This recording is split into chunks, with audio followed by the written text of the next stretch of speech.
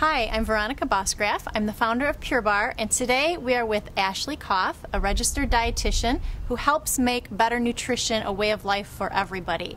Today we're going to talk about some of the latest trends in natural food. Ashley, what do you think are some of the trends that you're seeing today in the marketplace?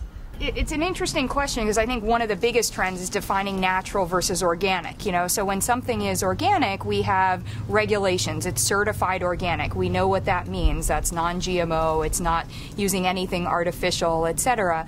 On the flip side, with natural, it's not that there might be bad things in there. It's just we don't know. So one of the trends is really seeing that a lot of companies that are using natural ingredients are making sure that they define what natural is. It seems to me like everything has natural slapped on it today. Sure. So what should people really look for? I mean, natural Fruity Pebbles or natural fruit snacks, what should we really be looking for on the labels to know that we're eating the right foods? Yeah, I think if you're watching a video like this, you've got a certain level of curiosity, and so I would throw it back to you and say, you're probably pretty intelligent. If it doesn't make sense to you, then, I think that's a pretty good barometer, a good place to start. If I'm looking at a bag of Twizzlers, for example, and I say it says naturally fat-free, but I'm thinking to myself, but isn't the whole issue with Twizzlers the sugar content? Yes, you're absolutely right. So, there are places to look at and to use yourself as that barometer. The other place where it becomes really easy is just to look. An apple should say apple,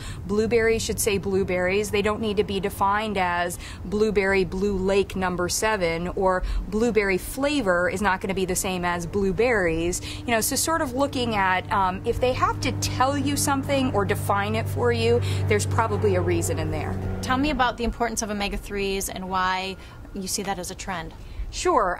It's primarily a trend, omega-3 fatty acids, that is, because it's been deficient in our food. So for a long period of time, because of food processing, we've been overemphasizing omega-6 fatty acids, and we do need to have a better balance. It doesn't mean that we don't want omega-6 fatty acids, and especially those that come naturally in oils or in whole grains, and if they're found inherently in the food, but we want to make sure that we get those omega-3s. They're responsible for making inflammation, suppressing inflammation in the body, or as I like to call, or to say it, is having appropriate levels of inflammation. We still want to have a fever, or we want to have swelling around our joints, or bruising, that sort of thing. That's appropriate inflammation. But what we don't want is that low-grade chronic inflammation that is linked directly to disease. So your sources, again, we've got walnuts here, we have chia seeds and things, we have wild salmon, which is such a wonderful source, and these are going to be the foods that we want to look at incorporating into our diet. And interestingly, most of the foods that contain omega-3s do not contain just omega-3s,